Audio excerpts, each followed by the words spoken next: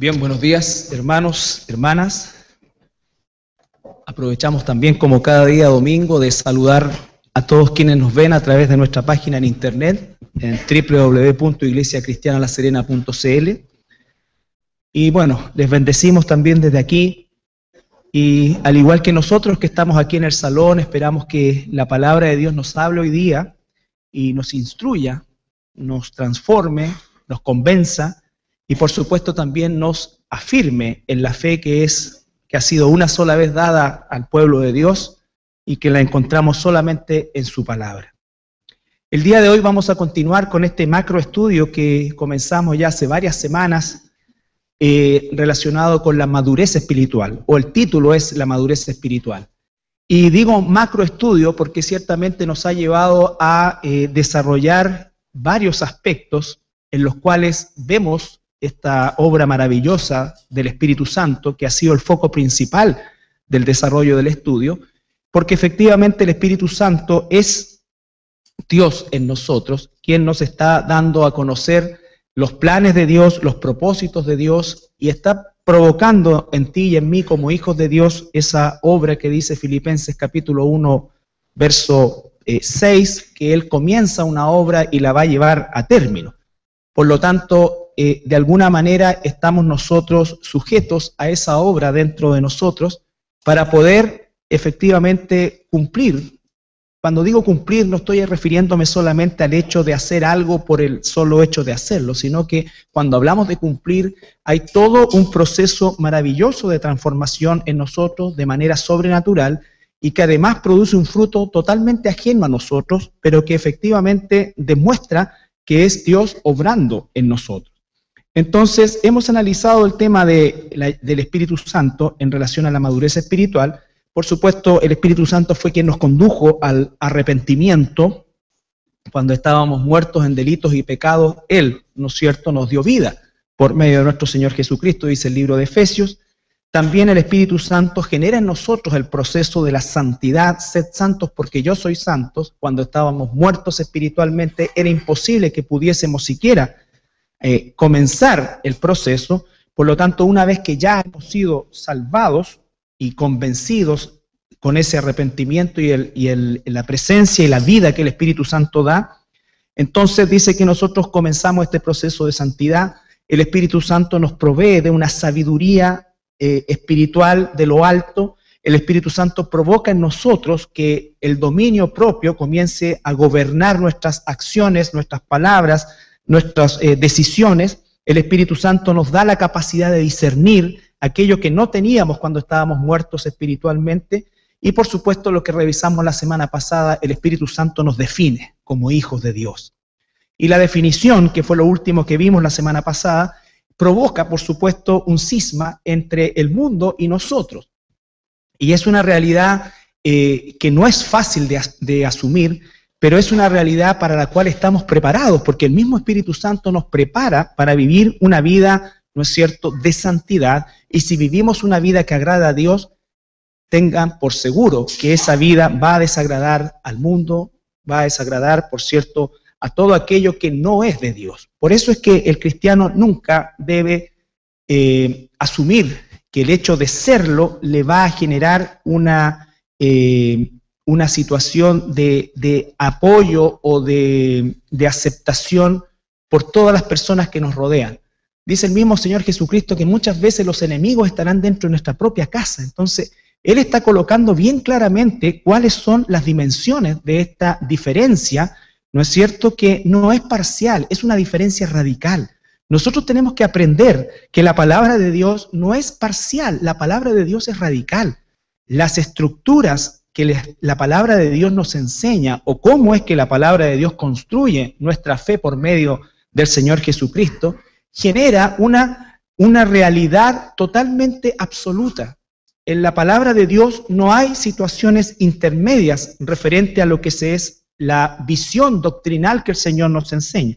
Por lo tanto, son aspectos que sobre todo, a la luz del tiempo que estamos viviendo, diríamos nosotros, la última década del siglo pasado y lo que va de este siglo XXI, ¿no es cierto?, en que se ha generado todo un resurgir de estos movimientos ecuménicos en todo orden y por supuesto también este relativismo que caracteriza a la sociedad posmodernista y diríamos hoy día a la sociedad del siglo XXI. El relativismo es lo que se ha instalado en todas las esferas, sea política, morales, sociales, culturales, lo que sea, todo de alguna u otra manera es relativo. Y por supuesto que en medio de ese relativismo es que la Iglesia se levanta y surge como un ente absoluto, con una verdad absoluta, con un camino absoluto, con un libro absoluto. Entonces, todo eso, por supuesto, que va a generar indefectiblemente, ¿no es cierto?, oposición. Sin embargo, por eso es que esto a la vez hace brillar aún más la sobrenaturalidad de la conversión nuestra y de la conversión de los que hoy, ¿no es cierto?, recibirán la salvación por medio del Espíritu Santo. ¿Por qué? Porque hoy, más que nunca, la sobrenaturalidad va a contrastar con la naturalidad que el ambiente, ¿no es cierto?, nos provee.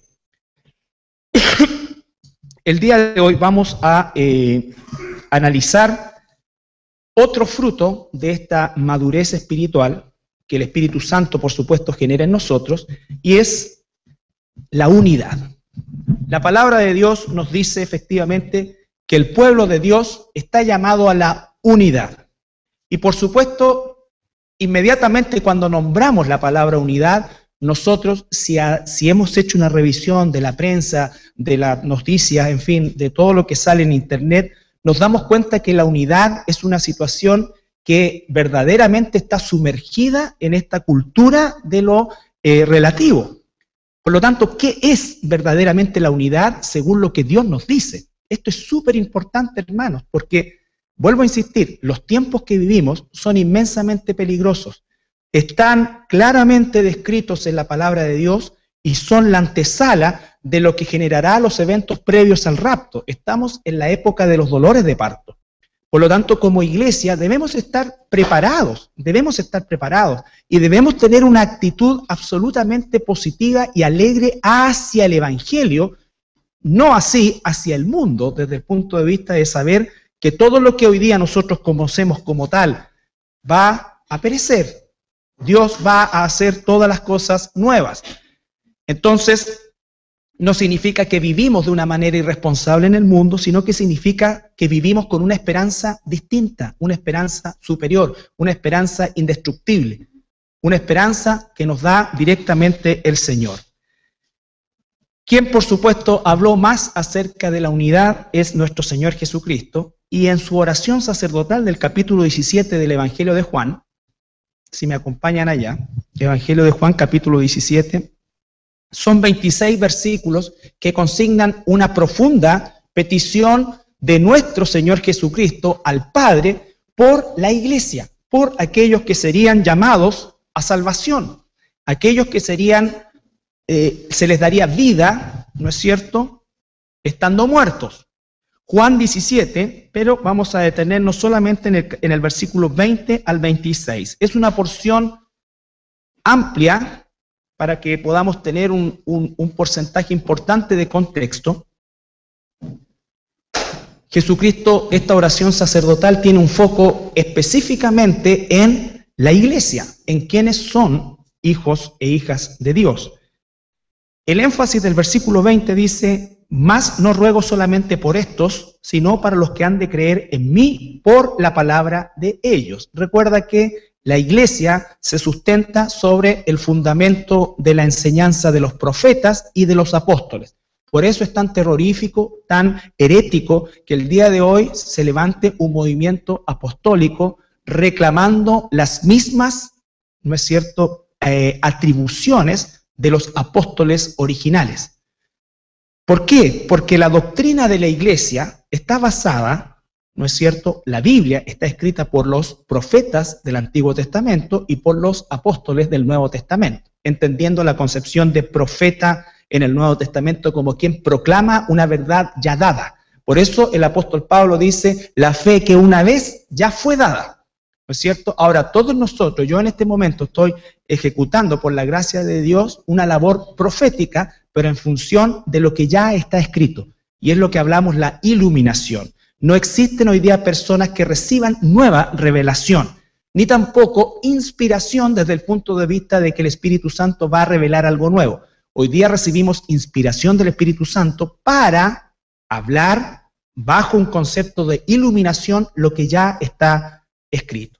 Por eso es que también hemos estudiado el canon del Antiguo y del Nuevo Testamento en los días miércoles, para que tú también tengas una concepción histórica de cómo es que llegamos a estos 66 libros, guiados por supuesto por el Espíritu Santo. Entonces dice, más no ruego solamente por esto, sino también por los que han de creer en mí por la palabra de ellos, para que todos sean uno, como tú, oh Padre, en mí y yo en ti, que también ellos sean uno en nosotros, para que el mundo crea que tú me enviaste. La gloria que me diste, yo les he dado para que sean uno, así como nosotros somos uno. Yo en ellos y tú en mí, para que sean perfectos en unidad, para que el mundo conozca que tú me enviaste, que los has amado a ellos como también a mí me has amado.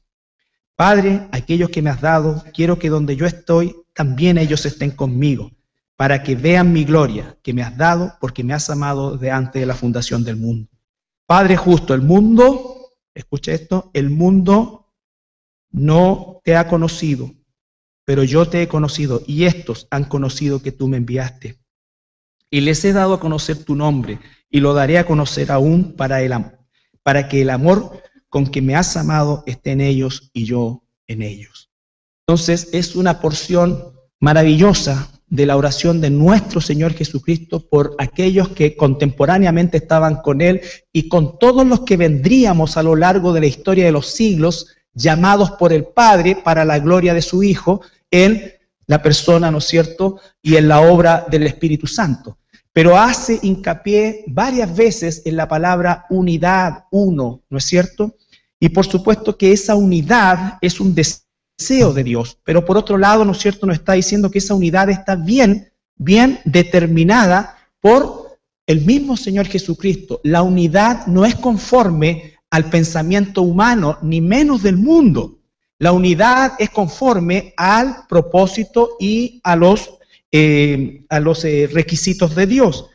En el Evangelio, ahí mismo en el capítulo 17, versículo 16, 17 dice, no son del mundo. Se está refiriendo a todos los que han sido llamados al arrepentimiento. No son del mundo, como tampoco yo soy del mundo. Santifícalos en tu verdad, tu palabra es la verdad. Lo primero es que la verdad es la Biblia. Jesús dice, ¿no es cierto?, yo soy el camino, la verdad. Él es la verdad, porque la Biblia es de principio a fin la descripción de Jesús. Entonces dice, la verdad. Ahí tenemos una primera piedra, ¿no es cierto?, o primer,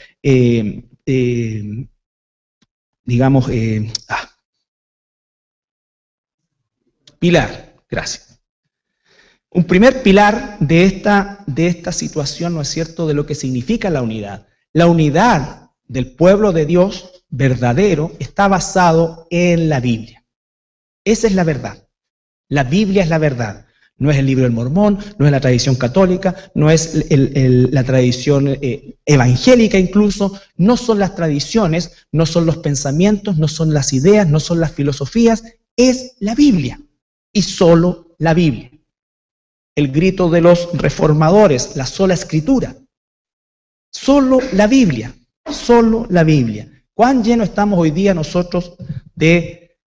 Más que de tradiciones hoy día que se han dejado de practicar por un lado, algunas, ¿no es cierto?, estamos llenos de conceptos filosóficos que se han tratado y se han introducido muchos de ellos en el pensamiento de la iglesia. Entonces el Señor nos dice que seamos uno, pero el estándar, los pilares que Él, ¿no es cierto?, nos da para esa unidad, primero es la palabra, la Biblia. Lo segundo es que este mismo Espíritu Santo, ¿no es cierto?, por medio del apóstol Pablo, dice en Gálatas 1, 6 al 7, no hay otro evangelio. No hay otro evangelio. No hay otra Biblia. Entonces, el énfasis, ¿no es cierto?, de las cartas del apóstol Pablo, de las 14 cartas del apóstol Pablo, es en afirmar la única doctrina y la fe una vez dada a los santos. No hay nueva revelación. Por lo tanto, al no haber nueva revelación, nosotros tenemos que buscar en la Biblia cuál es la dirección de Dios para esta unidad. Juan capítulo 16, versículo 13 al 15.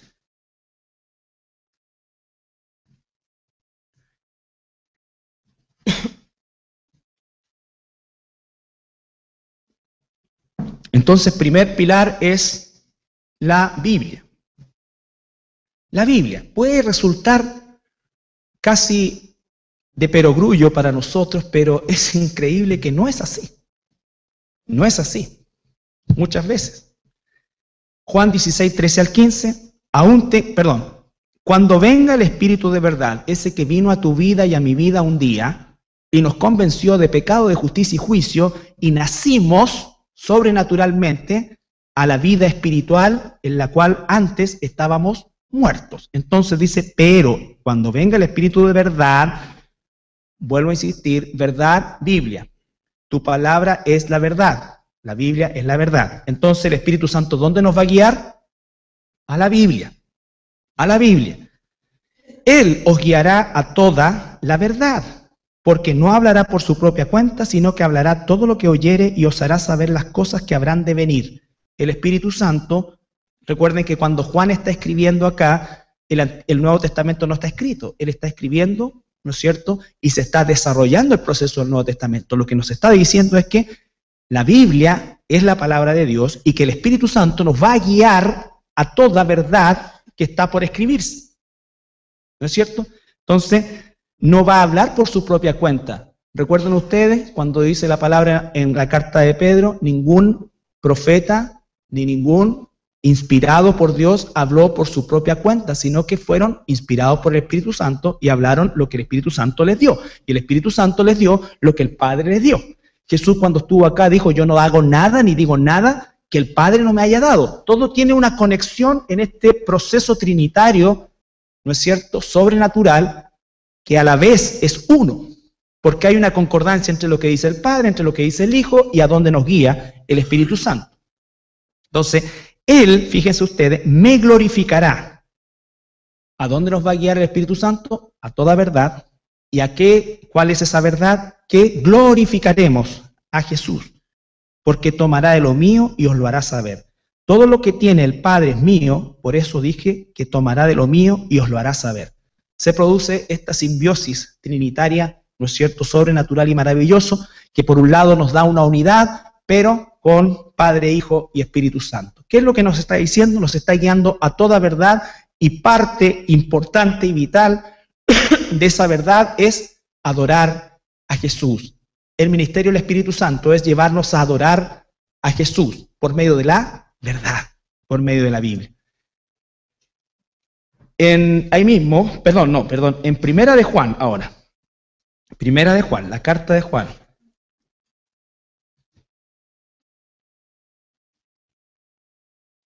Capítulo 3.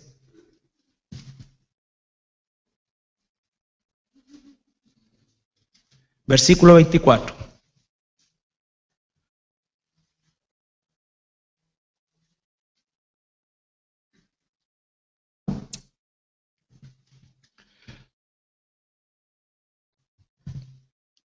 Capítulo 3, versículo 24 de Primera de Juan. Y el que guarda sus mandamientos permanece en Dios. El que guarda sus mandamientos permanece en Dios. Y Dios en él. Y en esto sabemos que Él permanece en nosotros por el Espíritu que nos ha dado. El Espíritu nos guía a Jesús, el Espíritu nos guía a obedecer, ¿no es cierto? El Espíritu nos da la fuerza y el poder para obedecer, ¿no es cierto?, para que el proceso de transformación se vaya cumpliendo en nosotros, y eso es una garantía, ¿no es cierto?, de que efectivamente somos hijos de Dios. Somos hijos de Dios. Pero la relación es que el Espíritu siempre nos lleva a obedecer la Biblia, lo que dice la Biblia. Filipenses capítulo 2, versículos 15 y 16.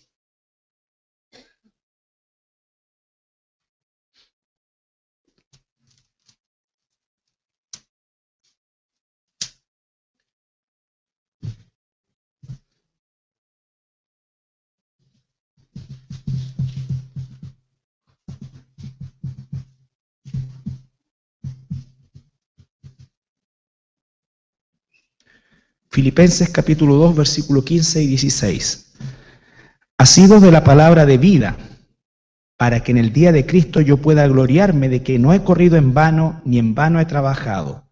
Y aunque, 15, para que seáis irreprensibles y sencillos, hijos de Dios, sin mancha, en medio de una generación maligna y perversa, en medio de la cual resplandecéis como luminares en el mundo, asidos de la palabra de vida, para que en el día de Cristo yo pueda gloriarme de que no he corrido en vano, ni en vano he trabajado. Entonces dice, asidos, ¿cómo es que somos luminarias en el mundo? Asidos de la palabra de vida, asidos de la palabra de vida.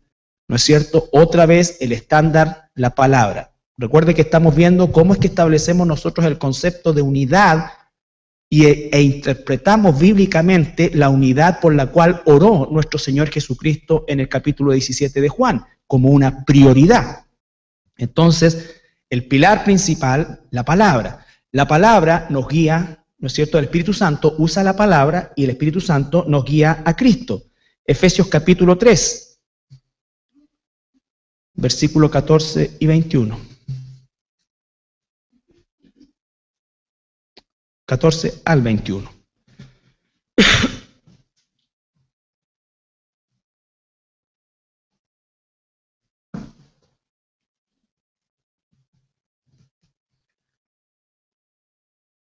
Efesios 3, 14 al 21. Por esta causa, dice el apóstol Pablo, doblo mis rodillas ante San Judas Tadeo. No, el Padre nuestro Señor Jesucristo, de quien toma nombre toda familia en los cielos y en la tierra, para que os dé conforme a las riquezas de su gloria el ser fortalecido con poder en el hombre interior por su espíritu. De ahí viene tu fortaleza, de ahí viene tu claridad, de ahí viene tu conocimiento, para que habite Cristo por la fe en vuestros corazones, a fin de que arraigados y cimentados en amor, seáis plenamente capaces de comprender con todos los santos cuál sea la anchura, longitud y profundidad y la altura, y de conocer el amor de Cristo que excede todo conocimiento, para que seáis llenos de toda la plenitud de Dios.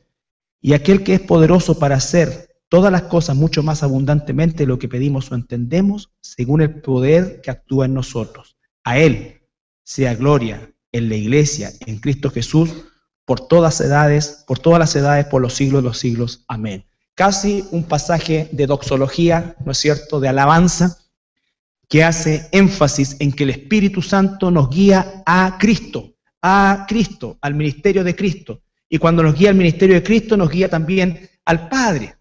Pero el Espíritu Santo nos guía a Cristo. Por eso es que la cabeza de la iglesia no es el Espíritu Santo, es Cristo.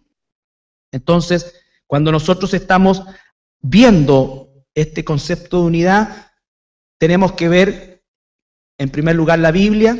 El Espíritu Santo nos guía a Cristo, no nos guía a otra cosa, no nos guía a otro personaje. Por lo tanto, el verdadero Espíritu de Dios nunca jamás te va a guiar a un ídolo, a una persona.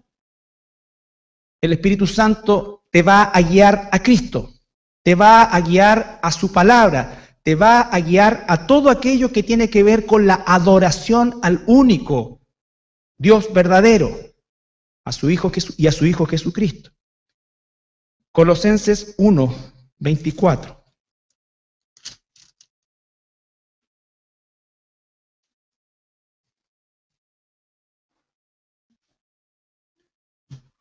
Colosenses 1, 24 al 27.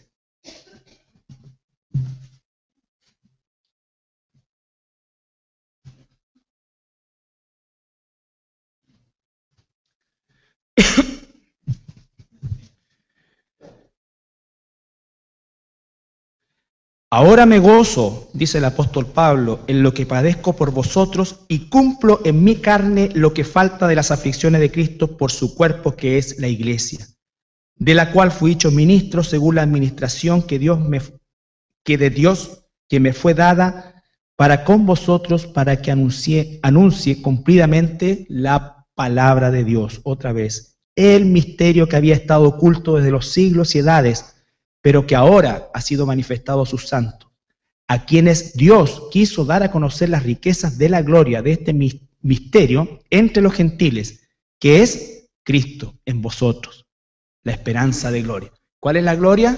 Cristo.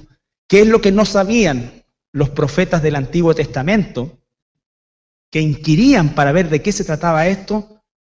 Ellos no sabían que Cristo, que el Hijo de Dios, es justamente de todo aquello que ellos profetizaron y hablaron. Esa es la gloria, Cristo. Cristo es la gloria. A Él sea la gloria, el honor, el imperio, dice la palabra. Y los santos dicen amén, ¿no es cierto? Entonces, todo ese proceso que es mediado por el Espíritu Santo, que mora en nosotros, nos guía a adorar a Cristo, a seguir a Cristo, a ser como Cristo. La imagen de Cristo es el modelo que el Espíritu Santo está tallando en cada vida de sus hijos. Por lo tanto, si estamos hablando de unidad, no podemos nosotros estar unidos o aceptar cualquier cosa que salga de este llamado, de esta escritura sagrada que el Señor nos ha dado. Hoy día, ¿por qué es tan importante que la iglesia se defina, como lo decíamos, la iglesia verdadera se defina, como lo decíamos la semana pasada? Porque encontramos que hay un llamado generalizado a la unidad. La unidad es hoy por hoy uno de los elementos o uno de los valores más buscados por el ser humano que está en el mundo. Se busca una unidad comercial a través de tratados de libre comercio y una serie de otras situaciones, unidad cultural, tratando de hacer que las culturas, ¿no es cierto?, se entrelacen, unidad desde el punto de vista de bajar todos los estándares de tráfico de los ciudadanos del mundo por distintos lugares, en fin. Entonces hay un concepto de unidad, pero ¿dónde se está dando un mayor énfasis al proceso de la unidad? Es en el sistema religioso. El catolicismo romano ha establecido, ¿no es cierto?, los parámetros de la unidad, ¿ya?, en función de establecer tal como lo hizo en el tiempo de Constantino, cuando nació el catolicismo romano, por eso es que cuando vemos en Apocalipsis 17 la mujer sobre la bestia de las 7 cabezas y los 10 cuernos, es el catolicismo romano, es esa mujer que está embriagada de la sangre de los santos. El catolicismo romano se calcula que ha matado 70 millones de cristianos en su historia, que son los casos conocidos, ¿no es cierto? 70 millones, por lo tanto, de cristianos bíblicos en las distintas épocas de su existencia. Ahora, esos registros comenzaron recién a partir de 1400, antes de que comenzara el fragor de la Reforma Protestante, pero los registros de antes no hay registro. Por lo tanto, podemos asumir otra cantidad de gente que sufrió bajo el satanismo del catolicismo romano. ¿Por qué hoy día esto está resurgiendo? Porque tenemos un jefe de esta religión, ¿no es cierto?, hoy día que está llamando abiertamente a la unidad, ha bajado los estándares ya desde todo punto de vista. Fíjense que todos los que tienen internet pueden ver estas noticias, están a vista y paciencia de todos nosotros, un judío, un musulmán, ¿no es cierto?, y este jefe del catolicismo romano abrazándose en el muro de los lamentos. Todos somos iguales, tenemos que estar unidos, ¿no es cierto? Y eso suena, pero dulcísimo al mundo. Pero a ti, si eres un hijo de Dios, te tiene que saber amargo. Huele súper bien al mundo. A ti te debe oler como cloaca. Se dan cuenta que esto es el proceso de definición. Qué fácil es decir seamos uno. Y quiero decirles, para los evangélicos que se están uniendo a esto, que no deben ser evangélicos, que el Concilio de Trento, que fue en 1545 hasta el 1563, entregó aproximadamente 53 leyes en contra de lo que a ellos llamaban el protestantismo. Pero alguna de las más importantes es el hecho de que se restablece el tribunal de la Inquisición y se debe usar la tortura para las confesiones, ¿no es cierto?, de aquellos que renuncien a no obedecer y sujetarse al Papa. Y eso está vigente. Cuando ellos hablan de unidad, nunca tocan sus leyes. Sus leyes están vigentes.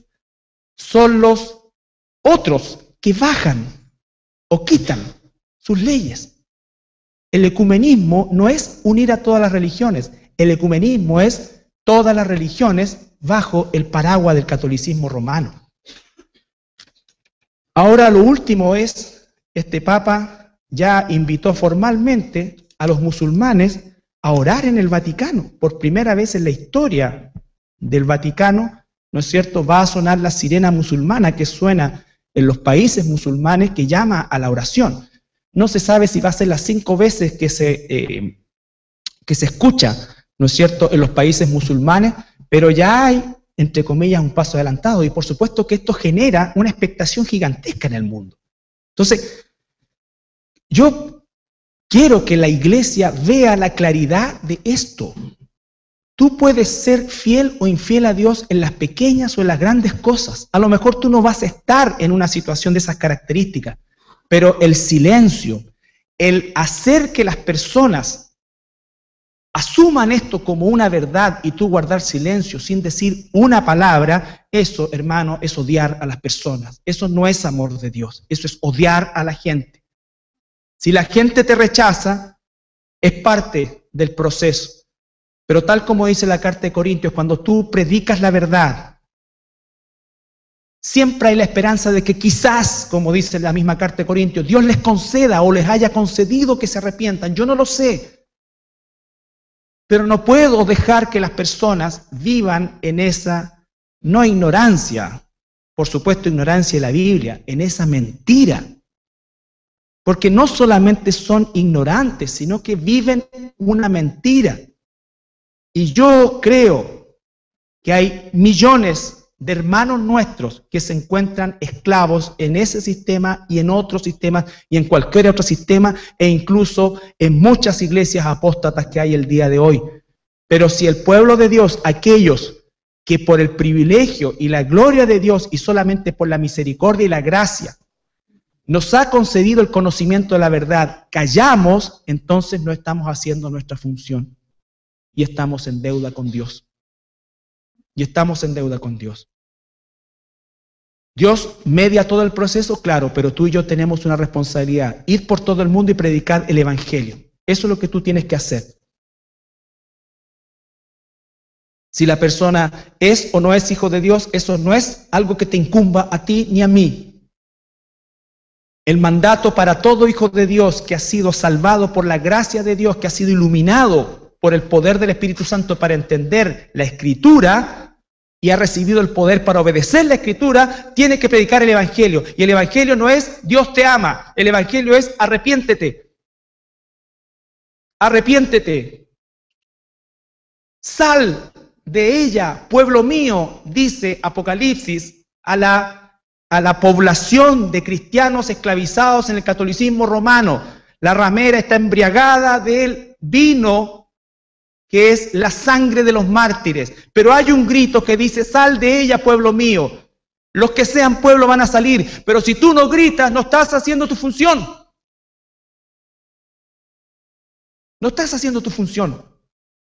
Porque tienes miedo, porque no quieres quedar mal con alguien, porque te van a quitar el saludo, porque te van a desheredar, por lo que sea. Pero bueno, ¿confiamos o no confiamos en Dios? Y si ese es el precio que tendremos que pagar, gracias Señor, porque me haces participar de algo mínimo de lo que ha sido el sufrimiento que tú tuviste por mí. Ni siquiera lo quiero hacer como una forma de igualar. Dios nos libre de eso. Pero tal como dice el apóstol Pablo, ¿no es cierto? El sufrimiento nos hace conocer aún más profundamente a Cristo. Y si sufrimos por hacer el bien, entonces tenemos la aprobación de Dios. ¿Pero qué se dice hoy día? Todos somos hermanos, todo esto, mira, no le quiero decir a esta persona, en realidad, esta persona sí, pero yo, tiene tan buena intención, yo creo que, pero ¿para qué le voy a decir? Porque a lo mejor, mira, yo estoy trabajando con ella, mira, la acompaño a estas cosas, la acompaño a las cosas católicas, todo. Nunca le he dicho, pero yo sé que en algún momento el Señor va a tocar el corazón. No es así. Esa no es la forma. Esa es tu forma cobarde, pero no es la forma. Amiga mía, quiero decirte una cosa, me das 5 minutos sin interrumpirme, después insúltame si quieres. Amiga mía, esto, Dios lo aborrece. Dios aborrece esta gruta que te hiciste. espérate, son 5 minutos. Por favor, mira, veamos la escritura. Pero nosotros no basta, le ayudamos a regar la gruta.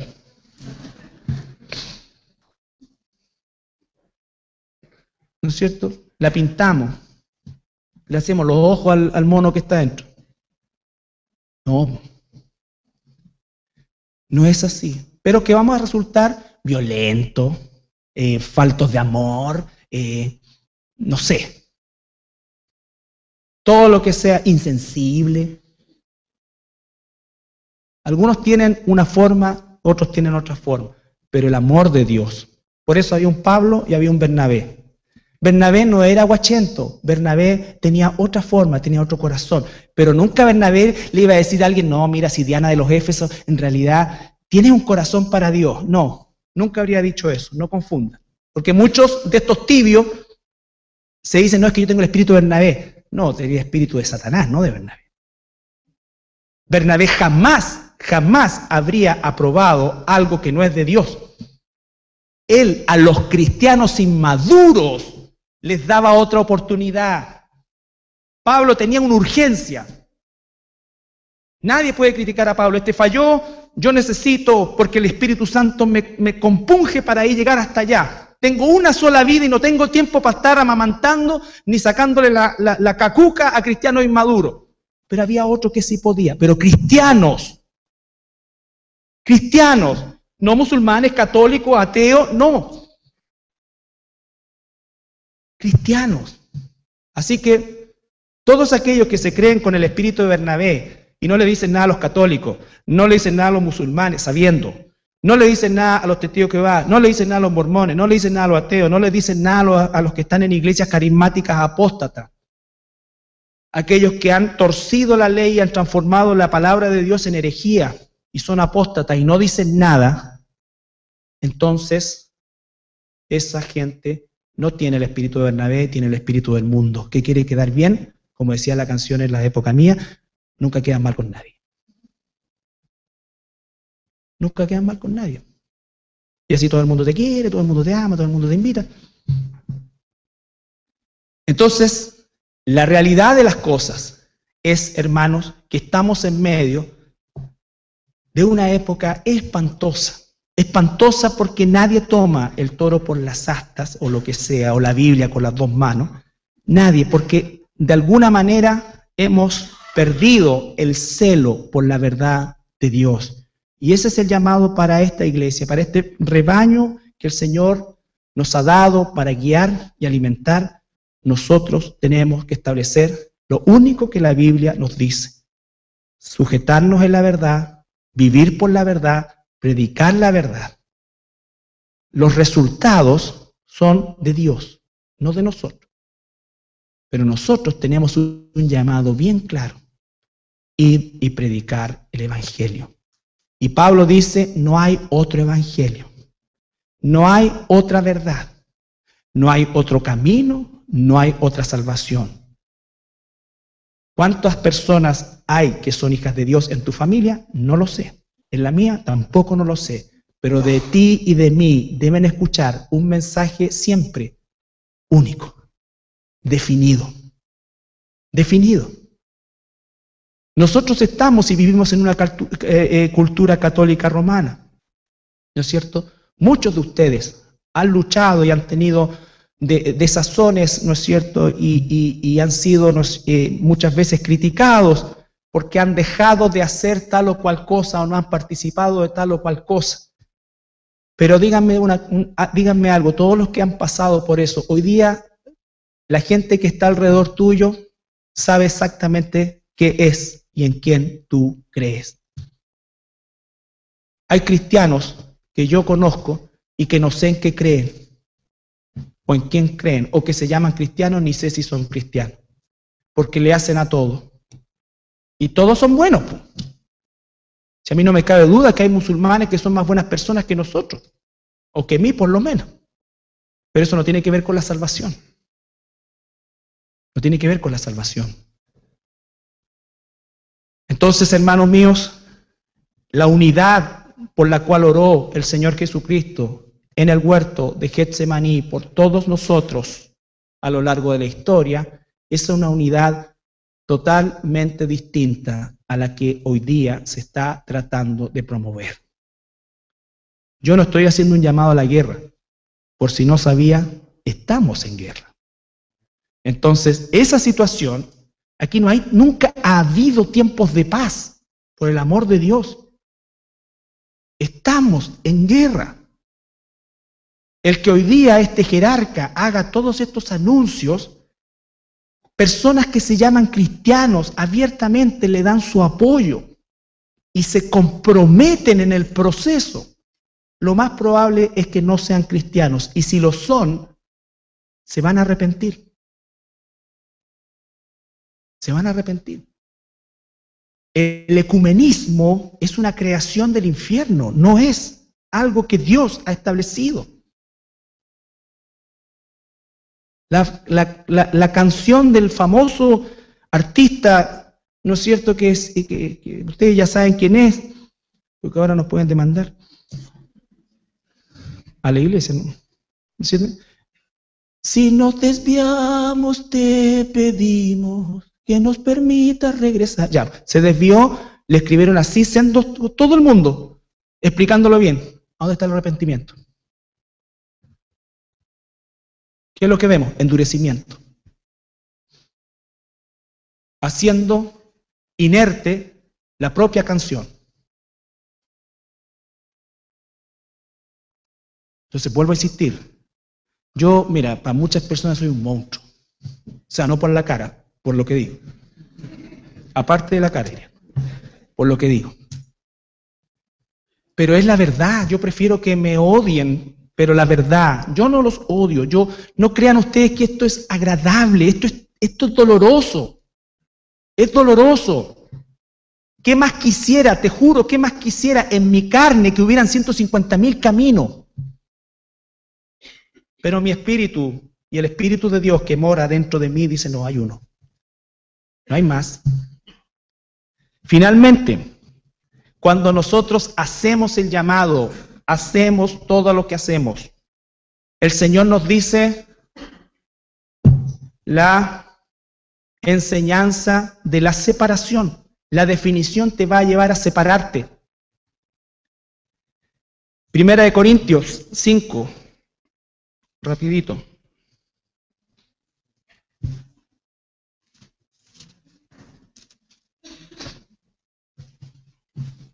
Primera de Corintios 5, 9 al 13.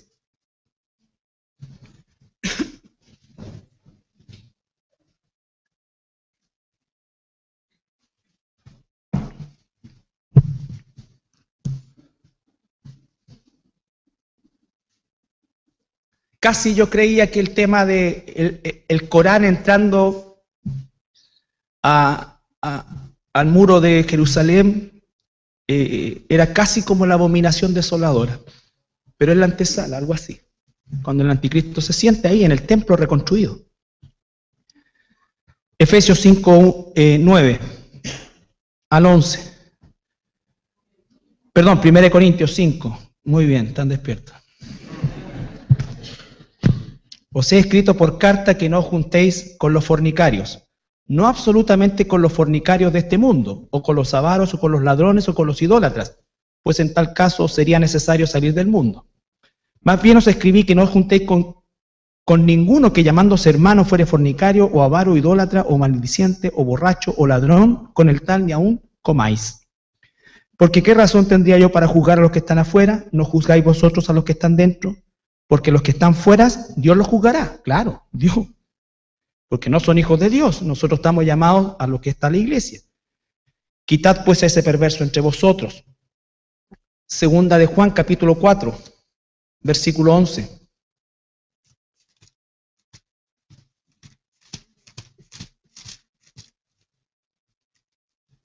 Segunda de Juan, 4 al 11. Segunda de Juan 4 al 11. No el Evangelio de Juan, la segunda carta.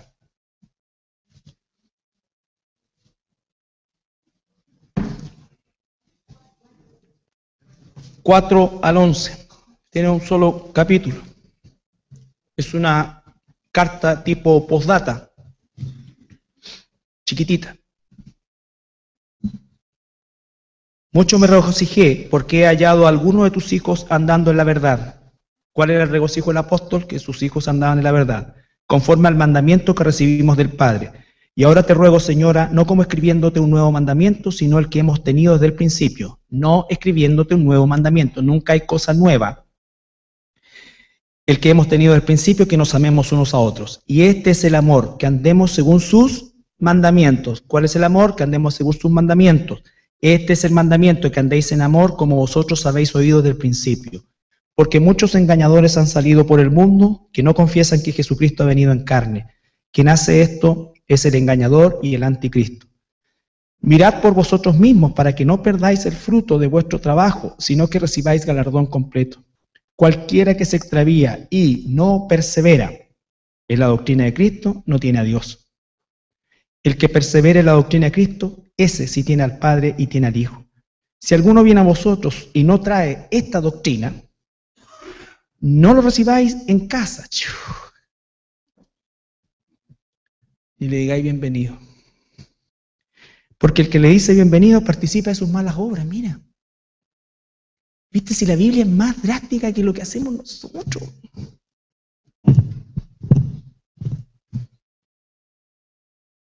La Biblia entonces, no hay lugar a dudas. Te das cuenta que es sobrenatural lo que tiene que ocurrir en nosotros, porque en lo natural es terrible. Pero es la forma en que un hijo, una hija de Dios, ese es el estándar en el que debemos vivir. No odiando, no juzgando condenatoriamente, pero teniendo discernimiento, que es un juicio sobre la doctrina. Sobre la doctrina. Judas 3.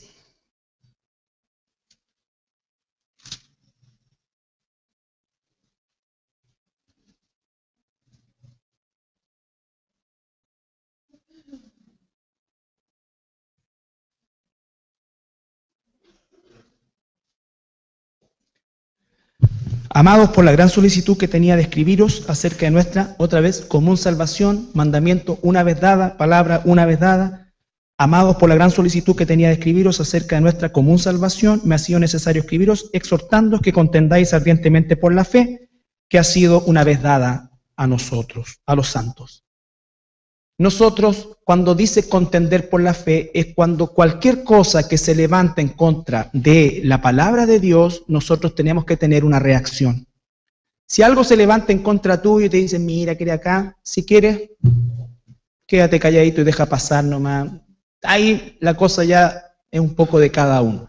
Pero cuando es la palabra de Dios, es la fe la que está siendo, ¿no es cierto?, vapuleada, ofendida, diluida, torcida, tú tienes que tener una respuesta. Tú tienes que tener una respuesta. Yo tengo que tener una respuesta. Para eso es que Dios nos ha preparado. La respuesta puede generar conflicto, puede generar conversión, puede generar indiferencia. Eso no depende de ti y de mí. Pero la respuesta es nuestro deber. Es nuestro deber. Eso es contender por la fe. No dejar que la gente diga lo que quiera, como quiera, donde quiera. No vamos a poder contender en todas partes, pero cada uno, si lo hace en su propio círculo, ya habremos cubierto gran parte de lo que es la sociedad, por así decirlo. Pero debemos contender por la palabra que ha sido una vez dada. Dar respuesta bíblica. Imagínate que el jefe del romanismo hoy día dice, ¿no es cierto?, que la homosexualidad, y eso ustedes lo pueden buscar, las declaraciones, la homosexualidad es un regalo de Dios, que no es una enfermedad. Con el solo hecho de eso, tú vas a la Biblia y ¿qué piensa Dios de eso? ¿Te das cuenta? Entonces, ¿cómo le puedes decir a alguien, o no le puedes decir a alguien que está en peligro, y que está en el lugar, en las mismas barbas de Satanás, cuando el jefe de este sistema, que es jerárquico, por lo tanto lo que él dice es absolutamente lo que debe asumir quien está bajo esa jerarquía? No dices nada. Hemos estudiado también a lo largo del tiempo, todo lo que es en nuestro ambiente ahora evangélico, ¿no es cierto? Y nos damos cuenta que hay una inmensa ofensa permanente a la obra del Espíritu Santo. Por eso es que estamos estudiando la obra del Espíritu Santo. Tampoco hay una voz que diga alto. Así no obra el Espíritu Santo. La Biblia dice otra cosa. No, pero es que yo soy sincero y siento perfecto, no estoy haciendo juicio sobre eso. Pero estás yendo contra la palabra de Dios y yo no puedo callar frente a eso. Ahora tú lo vas a aceptar, te vas a arrepentir, te vas a convertir de verdad o vas a endurecerte. Ya ese es otro asunto. Y cuando eso ocurra, entonces viene la separación. La separación. No vamos, por eso es que el camino es angostito. Y cada vez nos damos cuenta que es más angostito, no porque entramos ordenadito, sino porque es tan estrechito que vamos en fila india, entrando al cielo. Y dice que ancho es el camino de la perdición. Y el camino de la perdición debe ser una vía exclusiva chiquitita de los ateos. No, la vía ancha es de los que han torcido la verdad de Dios. El infierno va a estar lleno de creyentes, pero no en el Dios de la Biblia. No en el Dios de la Biblia. Hermanos, el llamado es a que nosotros verdaderamente entendamos la unidad desde el punto de vista de la Biblia. Porque cuando entendemos la unidad desde el punto de vista de la Biblia y la enseñamos y la vivimos así, ciertamente va a generar separación. Y al parecer es algo contradictorio, pero la unidad en Cristo provoca separación del mundo. Si tú quieres unirte al mundo, te haces enemigo de Dios. El que ama al mundo se hace enemigo de Dios. Se hace enemigo de Dios y eso es terrible. Que el Señor nos dé valentía, por eso dice la palabra también, que Él nos ha dado un espíritu de valentía, amor y dominio propio. Valentía, amor y dominio propio. Valentía para enfrentar amor, para amar a alguien a tal punto de decirle una verdad que sabemos le va a doler y que probablemente va a generar un disturbio en su mente y un rechazo a nosotros, pero el verdadero amor es eso. Y tercero, dominio propio para dejar en las manos de Dios, ¿no es cierto?, los resultados. Y Él nos dará consuelo, nos dará paz, nos dará todo lo que necesitamos para la vida y la piedad. Nos ponemos de pie para orar.